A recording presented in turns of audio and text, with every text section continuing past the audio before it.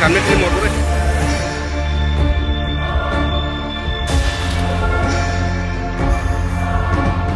থানারই gypsy গাড়ি TR01D0854 গাড়িটা যখন গড়িয়ামারাতে স্টাফ শিফটিং করার পর ব্যাক করে আসলো ওখানে একটা দুর্ঘটনা ঘটছে। গাড়িটা একটা গর্তের মধ্যে পইরা গাড়িটা উঠে গেছে।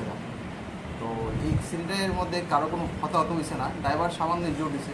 এখন গাড়িটা আমাদের থানা কমপ্লেক্সে আছে। এই গাড়িটা নিজে নিজে হ্যাঁ নিজে নিজে গাড়িটা উঠে গেছে।